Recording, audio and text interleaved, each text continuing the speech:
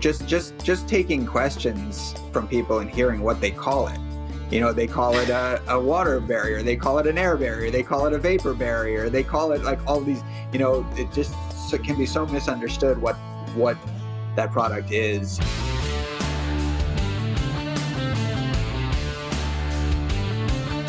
Welcome to the Fine Homebuilding Podcast, our weekly discussion of building, remodeling, and design topics aimed at anybody who cares deeply about the craft and science of working on houses. This is Senior Editor Patrick McComb. Today I'm joined by Fine Homebuilding Editor Brian Pontalillo. Good morning, Patrick. Morning, Brian. It's good to have you here. Thanks. Matt Milham, Deputy Editor of Fine Homebuilding. How's it going? Good to see you, man. Good to see you too, man.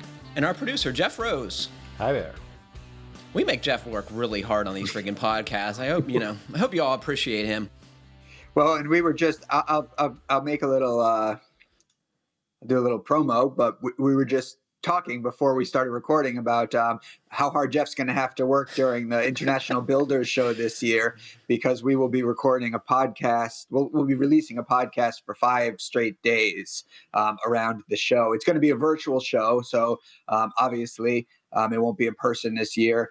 And hopefully it'll be as interesting as being there in person. But if you can't make it, you can't give up your days to spend surfing the Builders Show, then you can check in with our podcast for those 5 days in February. And we're going to update you each day on what we've seen and heard and listened to that has been interesting. It sounds like fun. It's not as good as actually being in there and touching the stuff, but it's going to be pretty cool. Yeah. So what have you guys been doing around the house? Any projects, Brian? No. Isn't that nice? Amy changes the filter in the return air duct, so I don't even get to do that. She's never lived in a house with forced air heat, and so when she found out there was or air conditioning, and when she found out there was a filter that needed to be changed, she really stepped up and took that responsibility on. And she always keeps us stocked with filters and changes them regularly. So I'm not even doing any maintenance. How often is she changing those? I think probably every couple months. That's awesome. Yeah, that's fantastic. Yeah. It's crazy how quickly those things get dirty. And, I only have a little air filter thing. And, if I open that once a month, it would be a miracle. But every time I open it, it's disgusting. Yeah. Yeah. And it's really, it's one of the things that we can do to help with indoor air quality is keep those within an existing system, is keep those filters clean. Yep. It's interesting. Like, why are we so, as a community, as a country, so unknowledgeable about that stuff? There are people out there, and many of them, who have no idea that you have to change those ever. And I'm sure they get to be so clogged up that they start to damage systems. And the only way that it gets attention is that someone has no heat at one point or no air conditioning, and they call the service tech. Yeah. I think there's going to be an industry, and I think it was maybe Mike Gerton and I were talking about this at one point, but I think there's going to be an industry for home maintenance. And I'm not talking about home maintenance like painting, but like I'm talking about this kind of home maintenance as houses, get more and more advanced, and there's more and more systems within a house that need little maintenance things. I think there's going to be an industry that rises for people who don't want to think about this stuff. So companies that just show up and they do things just like they do in a commercial building, right? Like they do in a commercial building, yeah. And I think it was Mike. I think Mike said that if he was going into business now, he'd start a home maintenance company. So if any of you listening who are either training your homeowners, your clients, on how to operate their homes, or if you have that kind of business where you are doing this kind of service work as general home maintenance, please let us know. I'd like to hear about that for sure. Yeah. What about you, Matt? You been doing stuff around the house? Not really. I started working on a little doghouse, but that's about it. So just one? You're going to make them sleep together? Is that to keep them warm? Yeah, and they like hanging out together. Mm-hmm. I mean, they share a kennel. We had 2 kennels for a while, but they both just sleep in the same one, and one of them was much smaller. It was funny to watch them try to cram into this little kennel, but I don't know. Like dogs, they're so flexible, especially puppies. They just do whatever the heck they want. But I mean, I've been testing out these nailers that we talked about, I think the last time I was on Yep. here. And I had mentioned that it looked like the Milwaukee gun, you could fit the 21-degree magazine on the 30-degree gun. And so I had bought that and done that experiment, and it worked. And then, That's amazing. yeah, well, it was kind of amazing, like I put a bunch of nails through it. And I was like, you know what, I should contact Milwaukee and find out if there's something that could possibly go wrong. And they were like, yeah, don't do that. And like they sent me like a really long email about what could potentially go wrong. And like there are some like parts and there's a reason it fits, but you're not supposed to do it. So even Okay, though I well, did good it, to know. don't do Is it. is it dangerous, or is it bad for the tool, or both? I think it's more bad for the tool. I don't Mhm. get the sense that anything can really, I think basically the driver, or whatever they call it, the striker, I think they call it, could potentially shatter or bend, but Oh. just I I think it's probably less of an issue doing it the way I did, going from, using a 30-degree gun with a 21-degree magazine. Mhm. Because the striker, that's for 21-degree, you're hitting full round head nails, where you're hitting like little offset or clipped head nails with a 21 or with a 30-degree gun. So I think if you tried to put a 30-degree magazine on a 21-degree gun, then you might definitely have Because it's issues, too big. because Because the, it's the probably too driver is big. too big. Yeah, so you're going to have, double feeds and all kinds of other problems maybe. But anyway, it did work for me, but I Don't wouldn't do it. recommend it to anyone else because it's a warranty issue. Yeah. So speaking of maintenance, is there any maintenance with these battery powered nailers like there are with pneumatic nailers? No, that's the nice thing. So, like a compressor is compressing whatever air is, whatever you have. So a lot of times there's a lot of moisture in that. Your compressor Right. gets all filled with whatever. And so you constantly have to clean hoses and clean out the guns, and you have to lubricate and all this stuff. And uh, so as basically they say don't oil these things. They're like, one of the guns actually has like a little, like circle with a line with like Hmm. oil, like do Well, not where do would you this. even put it? Like, is someone going to like put it in the battery compartment? I mean, what I the don't heck? know. I mean, it'd probably try to lube the, like the striker or whatever, things that the few moving parts that they have, they may try to oil that. I don't know. But I will say, when I took the Milwaukee apart to put the other magazine on, there is some grease in there. So Okay. um, whether that's something you want to keep up, I don't know. I did notice when I took the 21-degree magazine off after I was told not to do that, um, that some of the plastic bits from the plastic collated nails were stuck In in that there. grease. Yeah, they were Yeah. just stuck in the grease. I think if the grease hadn't been there, it wouldn't have been an issue. But Those things go everywhere yeah, anyway. yeah. Well, that's pretty interesting. Do you think it's an adequate replacement for a pneumatic tool?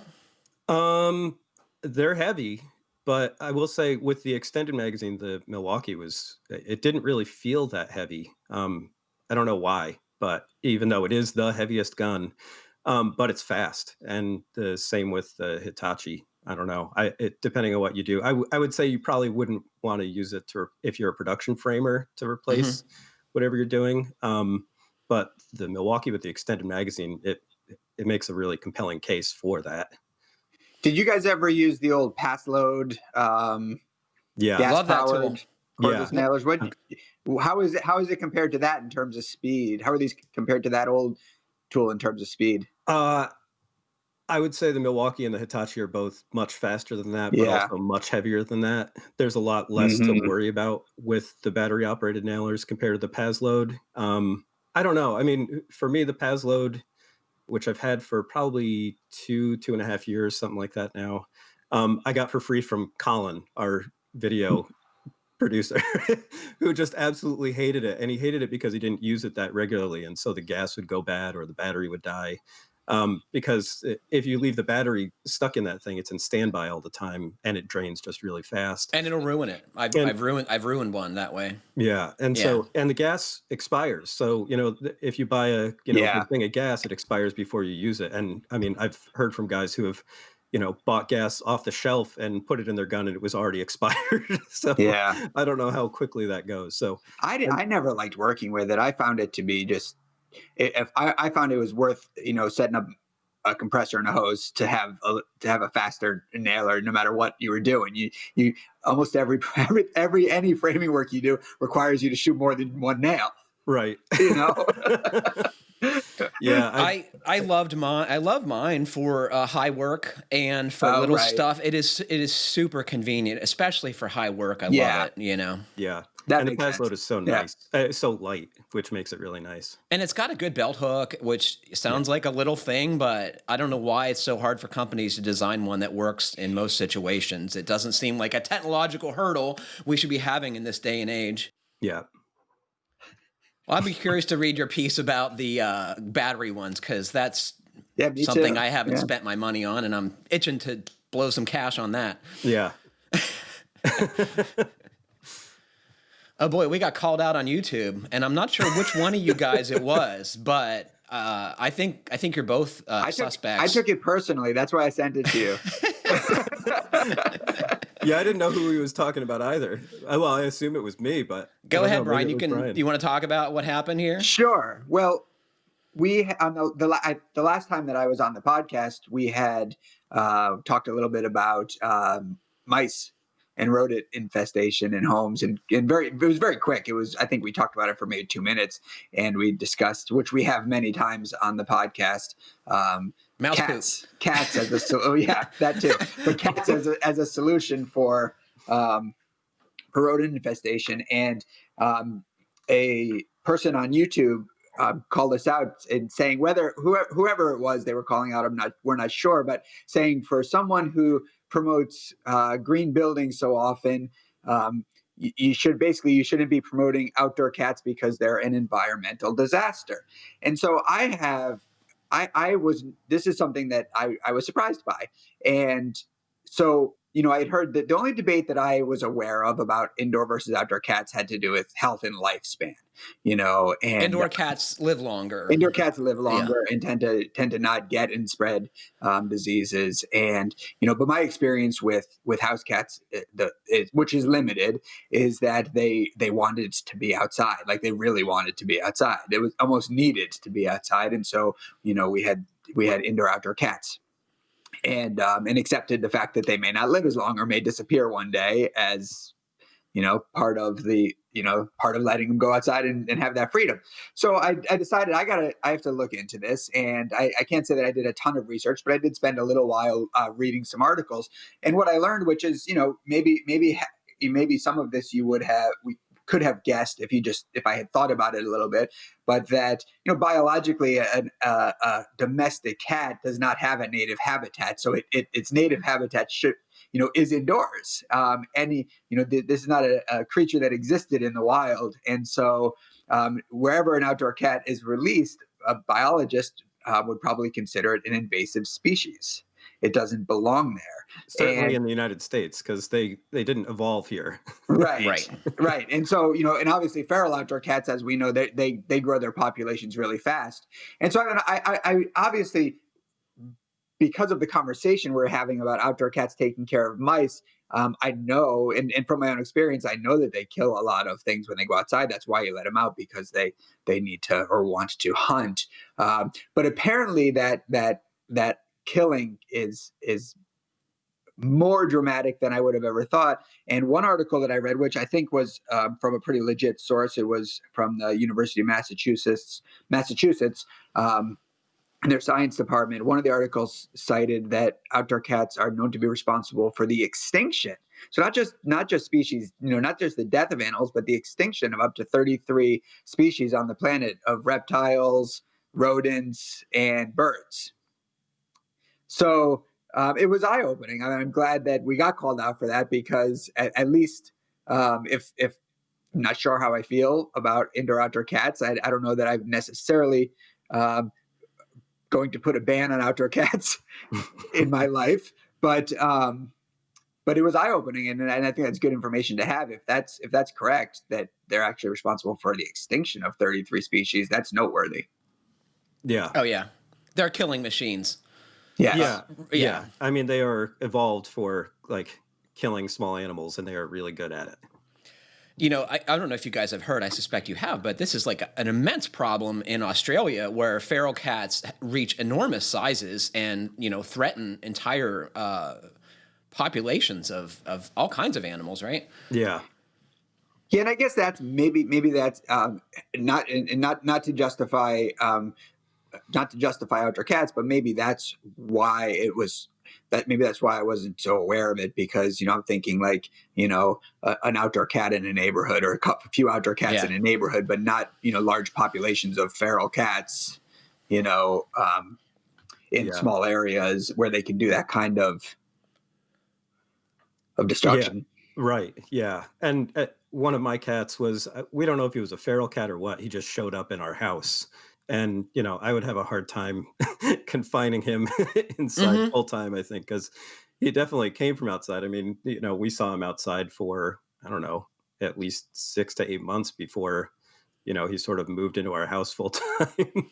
Researchers know that about cats that are, kind of, they live in multiple households. They visit different homes during the day and get fed different places. And, eventually they get adopted in many cases, or they don't, Yeah.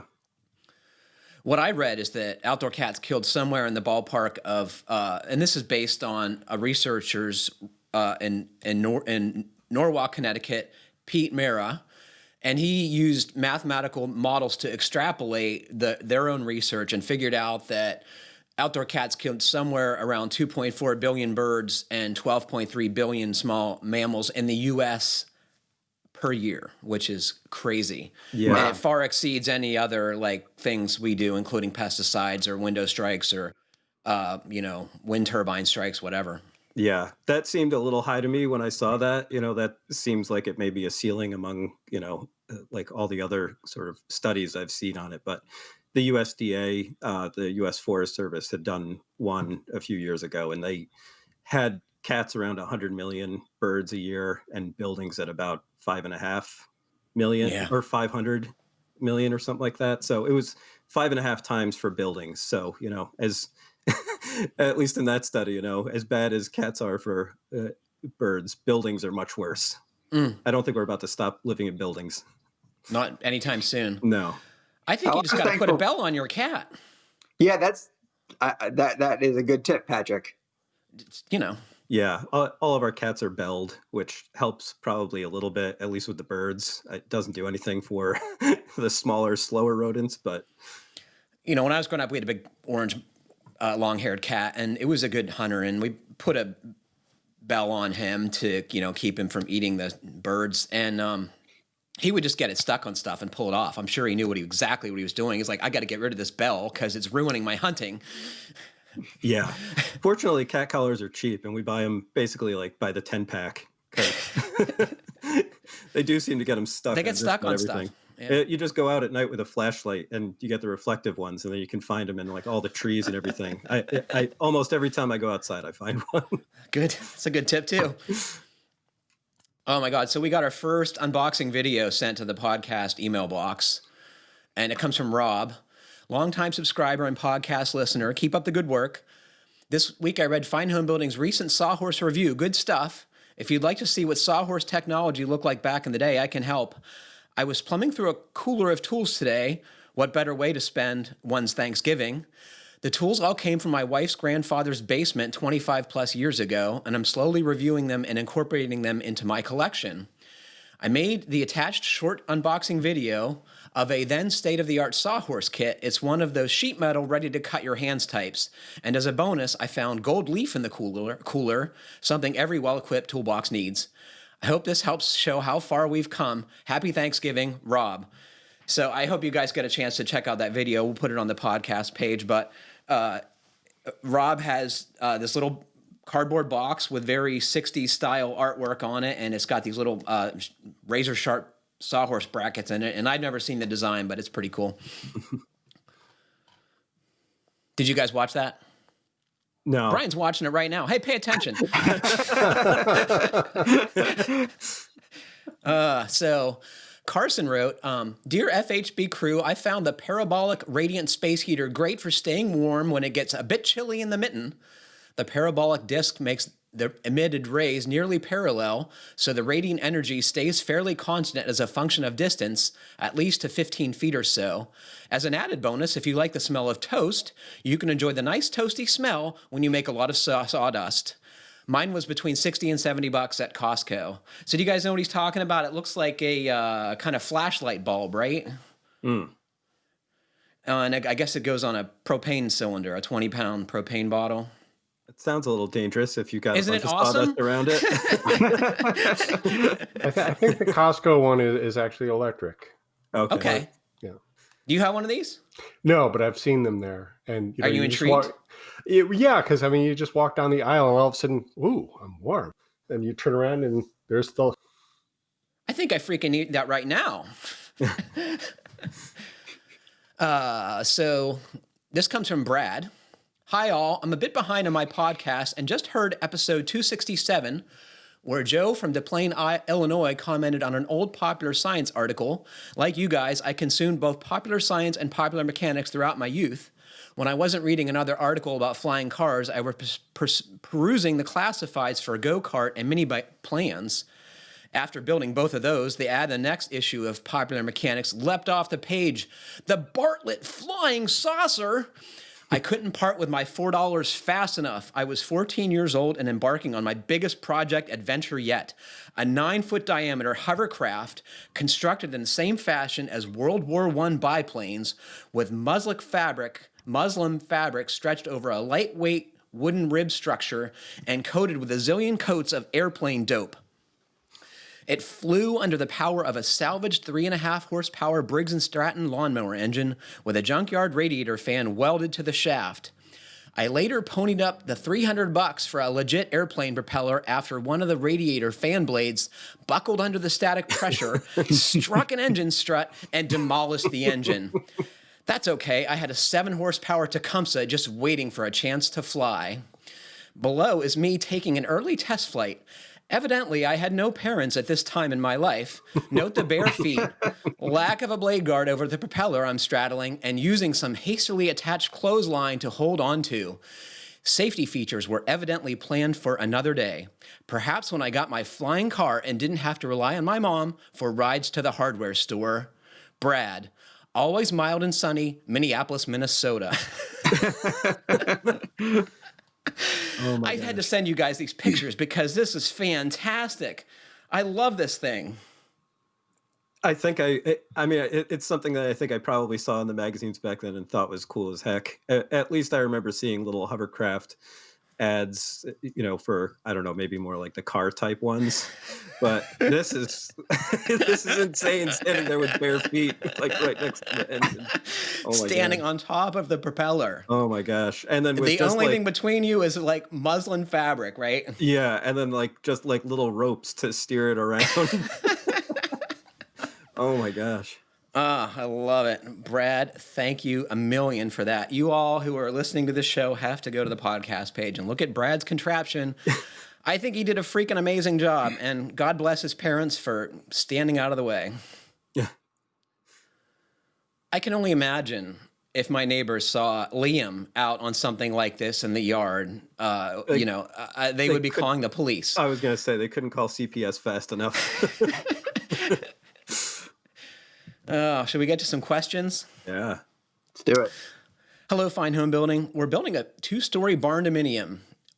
It's 44 by 22 by 30 feet high with a 12-12 scissor truss ceiling.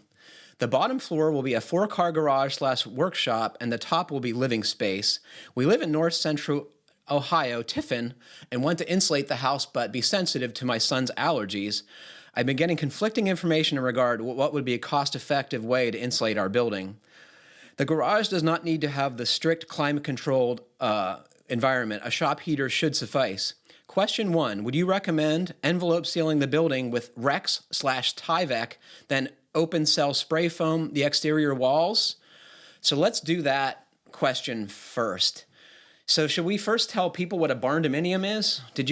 Have you heard this term? Is it just like a garage with living space above? Yeah, Okay. it's a big, typically post frame structure with living space carved out of it, right? It's either like, a partitioned off area on a single story building, or often it's the second story of a 2-story post frame building. But he doesn't specify that this is a post frame building, right? No, he does not. But that's my assumption based on his wall assembly drawing he sent us. Okay. So I think it is. Okay. So how do we insulate a post frame building, Brian? So it's a great question. So it's going to have, and he said it's going to have steel. Yeah, steel, vertical siding like these often do. That's screwed to horizontal girts that, connect the posts. Well, I wouldn't, I mean, so I guess, and he said he's going to have Tyvek house wrap. He asked if he should, and I think.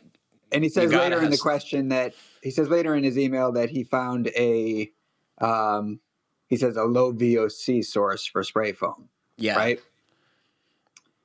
So probably a water-based, and he said open cell foam. These are tough buildings to. I have no answers for this, right? And I have one of these buildings. Yeah, these are tough buildings to insulate. So you'd be spraying the foam on the back side of the Tyvek. Presumably, he would have his steel siding, his WRB, and then he would spray against that and enclose the girts and the posts to stop thermal bridging. Is one way, right? I think he's asking if that's what he should do. Yeah. Definitely you don't want to spray on the backside of the siding, because there's a good chance at some point you're going to have to pull one of those off to fix some damage, right? Yeah, you don't want to do that. You're just gluing the building together if you do that, right?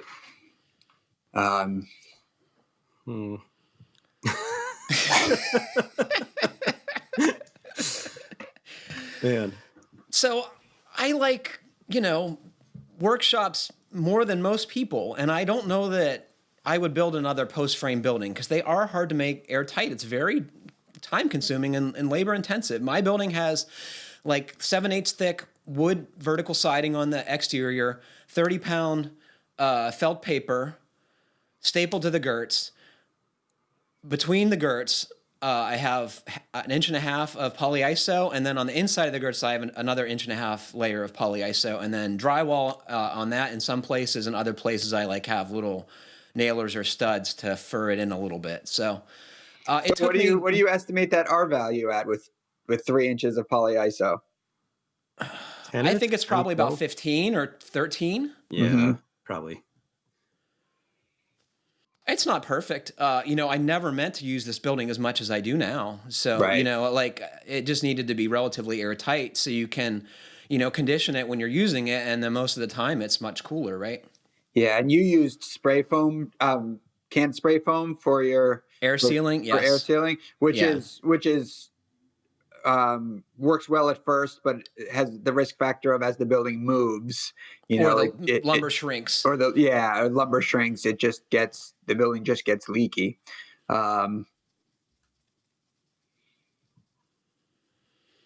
I'd say don't build a post frame building. Build a stud frame building on a frost protected shallow foundation, or a stem wall, or a thickened edge slab, and make either and put foam in the exterior, do a double stud wall. It's just like such an easier building to make super condition. And if you don't want to do that for the whole building, your workshop downstairs, your garage space, maybe you may have a different assembly there, and you have double stud walls, either normal stud walls or using the post frame and an interior stud wall to make the space you're living in more easily airtight and heat and cool. Yeah, I agree with that. I just, if you do stud frame walls, you have sheathing that you can air seal, and if this is if the downstairs is a workshop that only needs occasional, it only needs occasional conditioning, then probably just cavity insulation is enough. You can do dense packed cell, especially if you have issues of allergies. Dense packed cellulose is a great option. Mm-hmm. And a great material to use. So, yeah. The allergy thing was what sort of, I was honing in on a little bit in like attaching a garage, either living above a garage or even having a garage attached to a regular house is not really a great idea for indoor air quality ever. Right. It needs So to be really airtight, right? And that's yeah, and difficult to do. right. So I mean, like really the best case, if you have somebody with allergies is to have a detached garage. But, I don't know, maybe that's not an option here. I don't know. Yeah, and I mean, if he didn't say what the use of the living space above is, right? If they're using it as like an occasional space for guests or something like that, that's one No, I think thing. they're going to live in it because They're he's going to talking live in it. about Yeah. their So son's allergies. that floor system needs to be air sealed. Super airtight. Yeah. Yeah. And the framing between the floors and the door and all of that, I think, to alleviate those concerns. I don't like to recommend spray foam oftentimes, but I think in this instance, between the garage ceiling and the living space, that might be a good solution to make it super airtight, because that's traditionally a very difficult place to fully separate. Would you use closed cell or open cell? I think closed cell. Yeah, I don't know what, open cell obviously is vapor permeable, but I don't know like how permeable it is to like VOCs that may be in the garage space. Ian also wants to know how to insulate the roof of this structure with scissor trusses, and they have a very steep pitch, so it's not going to work to like do loose fill cellulose in this scissor truss, right? So, you're going to have dense packed cellulose or fiberglass with an airspace above, because you're not supposed to put air permeable insulation in a unvented assembly. And once again, that's another difficult assembly to get super airtight. So I don't know. And I'm the first to admit that this is a tough thing for us to answer. So I linked to a couple Green Building Advisor questions that I thought were pretty good at talking about barndominiums for folks who are interested in this subject, especially you, Ian, on how to build, an airtight, high-performance post-frame building. And I would say, in summation, it's difficult to do. Yeah. If in the ceiling, he could consider exterior rigid foam if he on can top of the sheathing. if he can find if he's doing it himself, that's one thing. But if he can find a contractor that's willing to do it, that's something that a lot of contractors just don't do, won't do, or price it so high that it becomes you can't afford to do it. But it's a good way to go, and because then you can use fluffy insulation right below the roof deck. I would say that's a great solution, Brian. The transition between the wall plate and the thermal insulation on the top of the roof sheathing is a difficult thing to get right too, because these scissor trusses are very deep. So yes, you're going to have to figure out a way to continue the insulation up that kind of transition space up to the roof insulation layer, right? Absolutely. Yeah. Well, you can, I guess, yeah, it depends on whether he has overhangs and whether he could run sheathing straight up. There's so many variables, but yeah, that if the plane of the roof is the thermal barrier, then you have to have air sealing along that thermal barrier. And again, best to do at the sheathing layer. You can do airtight drywall, but it's the sheathing layer is a better place to do it. You got any thoughts on this, Matt? Does a barndominium appeal to you? It does. I mean, it appeals to me, I think, as sort of like a temporary solution while I'm building the house that I want to live in full time, I think is where. So you have a shop that you live in while you're building your house. Yeah. What about you, Jeff? Would you love to have like a huge space to work on projects like this? Yeah, I think what Matt just described is my dream scenario. Mm-hmm. I think I'd like that too. I can tell you, it's pretty nice to have a shop / artist studio that is separate from your house. Like, are you really going to be working on projects at night when your kids are sleeping down below them, right? It's nice to be able to go to a different space and make a mess and make a bunch of noise without, disturbing the family. Yeah. But of course, it's more expensive to build 2 buildings than it is to build 1. Yeah. But you're also, you're sort of lengthening your timeline to be able to get stuff done. You're making it so that you can do the work yourself rather than having to hire other people to come and build your house. So, I mean, if you have a space that you can sort of like hang out in while you're doing all that other stuff, you have to get permit extensions, but that's relatively cheap compared to the cost of labor. And I'd be curious to see I mean, in general, what you just said, Patrick, is true. Like, it's going to be more expensive to build 2 buildings than 1, but I'd be curious to see that cost comparison when everything's really done right and well, and all these kind of details that we're talking about are actually executed, because you could design two buildings that are much simpler. Right. So you really have a post frame structure, old school, right? With, you use space heaters to make it comfortable when you use it, but otherwise it's unconditioned space. And then you have another structure that's actually a house that's easy to condition and quiet and comfortable, right? Yeah. And if you're considering a space up above a barn or up above a garage for living space, you're probably talking about a pretty simple home. And so that's going to translate pretty easily into a pretty simple home on grade. Yeah. Not above a garage. I mean, if you've got enough space in there, though, I mean, I was just thinking maybe you could build almost like a house inside of a house, and the post frame structure is just like a shell, and then you can build sort of a, inside of that regular stud walls and everything, and really insulate the heck out of that, and just kind of, almost like putting up a tent in a lean-to or something like that type situation. Yeah, I mean, I've seen that done in actual old barns. Right, yeah. Where people leave the old barn structure and they just build within it, and so that is a possibility. But again, it just seems so overly complicated when you could just build the stick frame this thing. And yeah, I agree. Yeah. The upstairs space is going to have pretty limited windows too. Of course, these buildings are huge, and this one is also big that he's describing. But like, you're limited to the gable ends if you're talking about scissor trusses, right? I guess you could have skylights, but I don't know. Yeah. Ian, I'm sure that was completely unhelpful. Thanks for writing. Get an RV. So, one other thing about the roof, scissor trusses, parallel cord trusses would allow maybe for more options because they have a more consistent space, right? Spacing between the top and bottom cords of the truss. And so you could if you use parallel cord trusses, you can easily do a vented roof.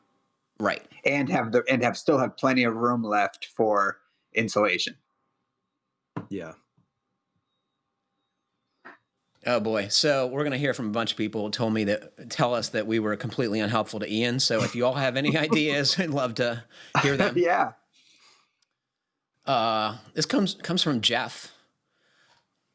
Hello, all. I'm a longtime listener of the podcast. As a pro remodel carpenter and an unhinged DIYer, I thoroughly enjoy listening to the podcast every week. I enjoy nerding out over houses too and hearing about your own ongoing projects.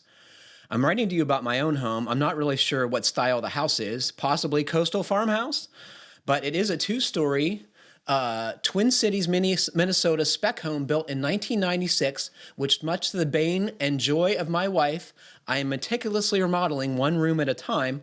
That is to say, when I'm not battling contractor burnout and have motivation to work more after hours between jobs or on the weekends.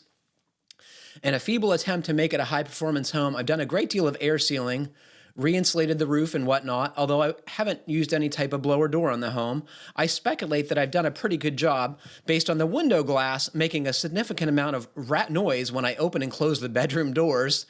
I know it's scientific. Anyway, I'm writing to you because I recently installed a whole house humidifier, which is controlled by a 3rd-generation Nest thermostat. The home also has an HRV on a forced air furnace. I wanted to install the humidifier because the humidity level in the winter would drop down as low as the high to mid-20s. I now have the minimum humidity set at 35% and take great care maintaining my HRV. After too much thought about the setup, I figured I'd ask the experts, how will the HRV and humidifier work together? From my understanding, they are opposing forces. Did I waste a few $100s on a humidifier and a day's worth of work, which included pulling a new thermostat wire? Should I have just turned down the HRV and focused more on air sealing? Thanks in advance for a lesson on how these systems work together. My apologies if you've already covered this one. Self-indulgently, I attached a few photos of the house and some highlights of my DIY projects.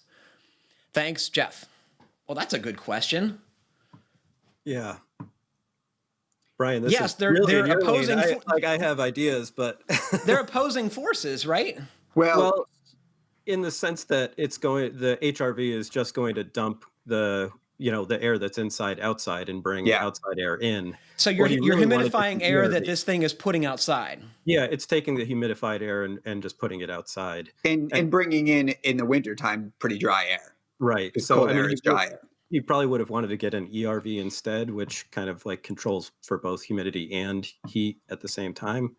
But now that he's got it, I mean, is the solution turning down the HRV? I think so. So low indoor humidity is a comfort issue, right? Yeah. High indoor humidity issue. What's that? Too, yeah. And potentially a health issue. Yeah. In that it's not going to lead to like mold growth or anything like that because it's so low. But yeah, but your nose starts bleeding and it's uncomfortable, right? Yeah. It's mostly a comfort issue, I think. And I think high indoor humidity becomes an issue with more of an issue with health and building science. So I would say turn down the HRV during the winter. Keep tightening up your house. Low indoor humidity is often a factor with air leakage or a symptom of air leakage, right? Because you're bringing in cold, dry outdoor air in the wintertime and it's accumulating. Most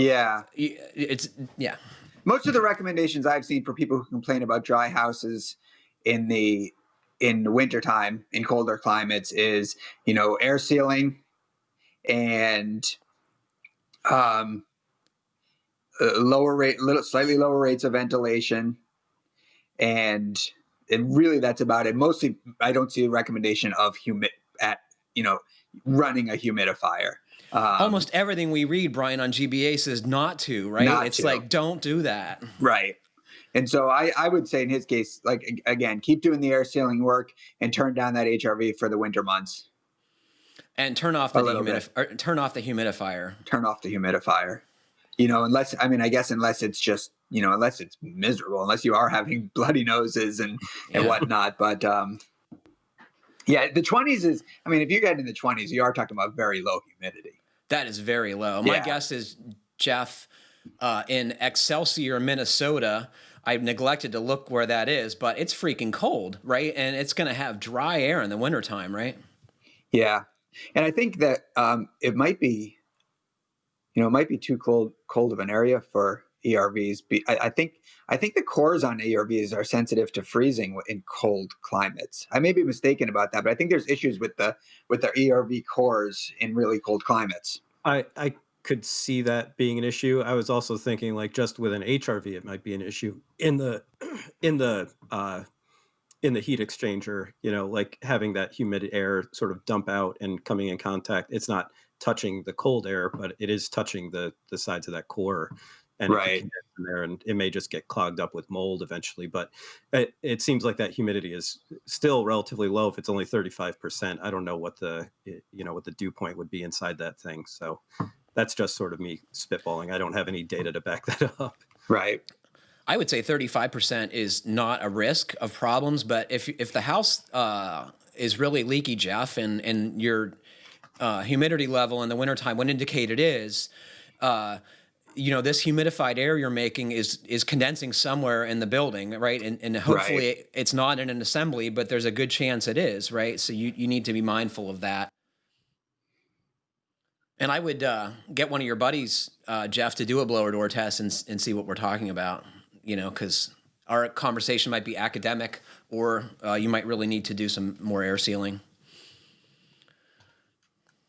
This comes from Kurt in Arlington Heights, Illinois. Hello, I'm designing a new house near the coast in St. Petersburg, Florida, which will have a rain screen behind the siding. The roof will be a hot roof, so it will not be vented.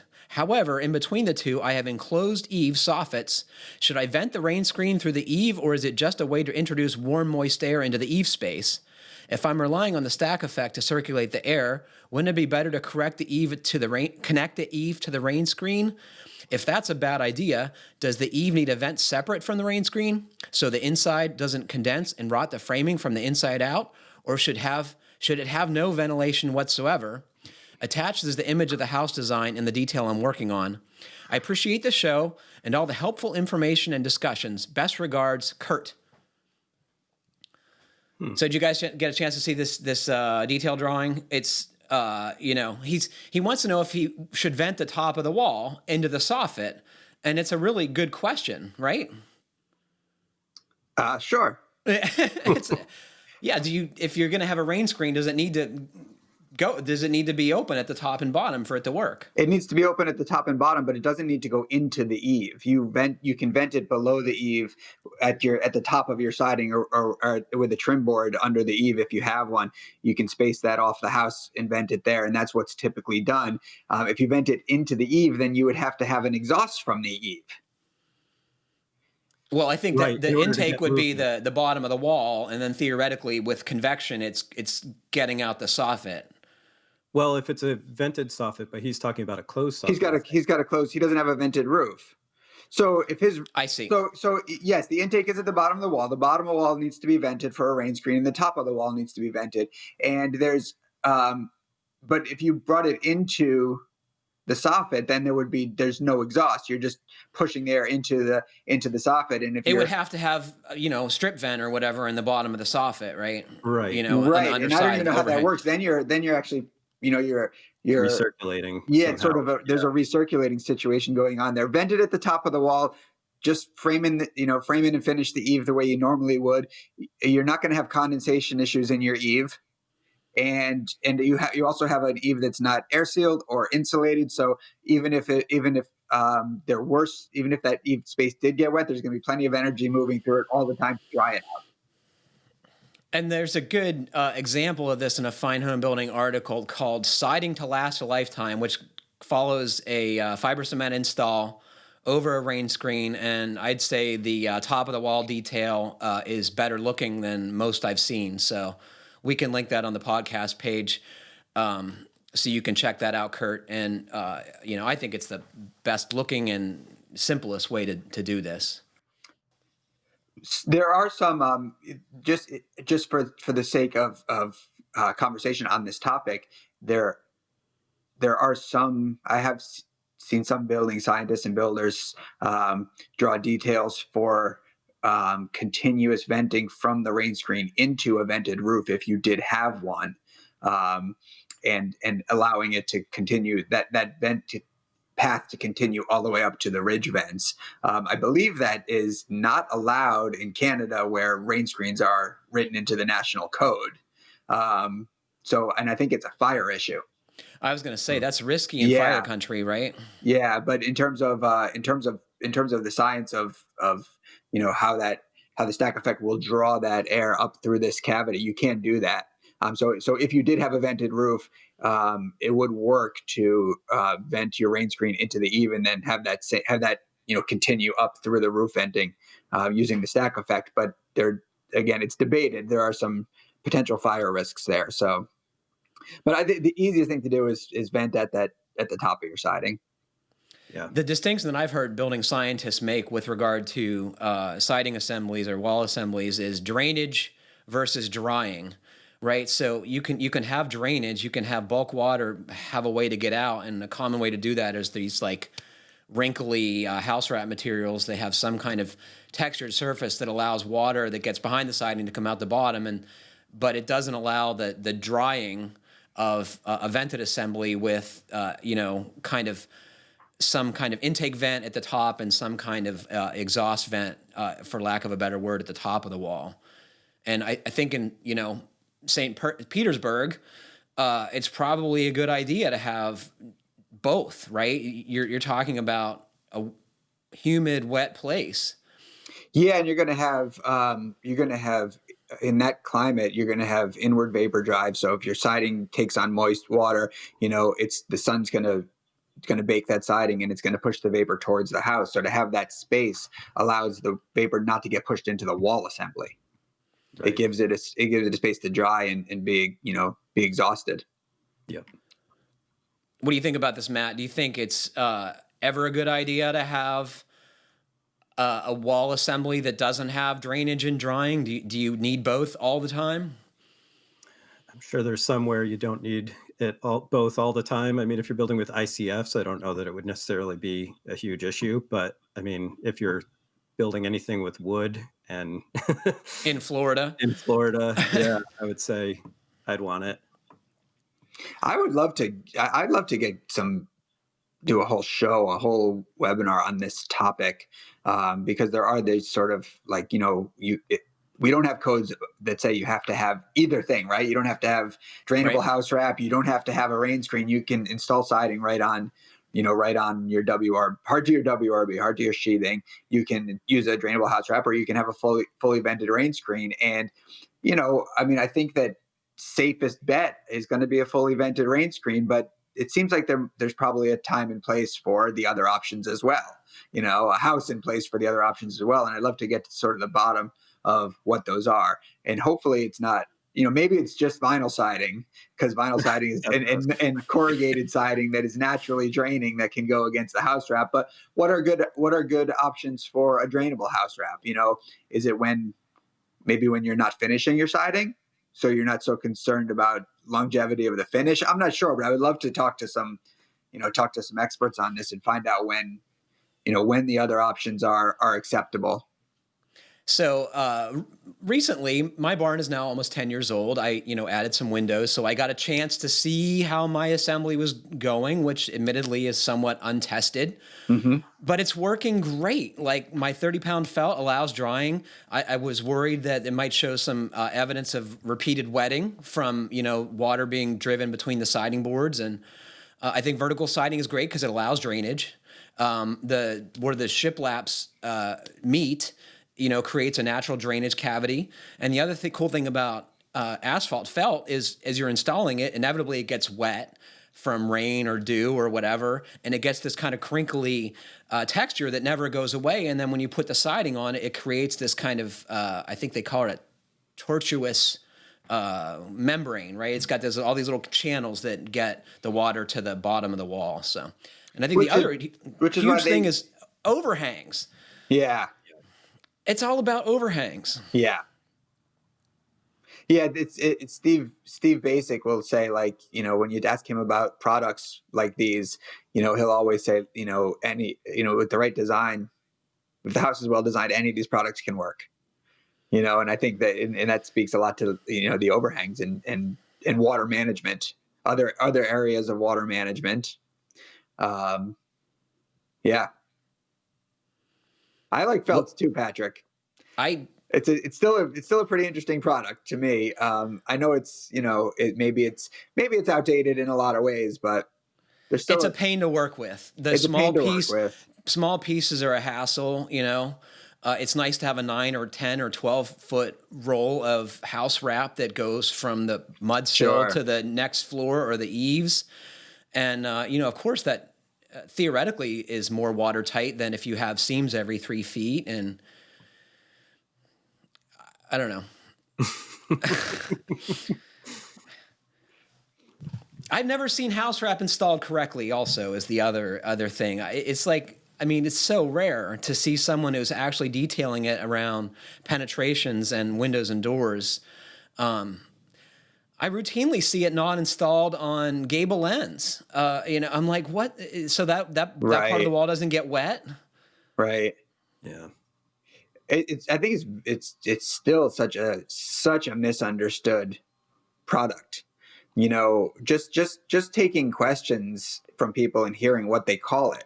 They call it a water barrier. They call it an air barrier. They call it a vapor barrier. They call it like all these, it just can be so misunderstood what that product is. And I'm so curious about, about the future of fluid applied products. When I see these sort of, the buildings that I watch get built down here in Charleston, sort of townhome style places where, a company that comes in and does the sprays the WRB on, and that's all this company does. They do it quickly. They do it well. I just wonder, and once it's installed, it's seamless.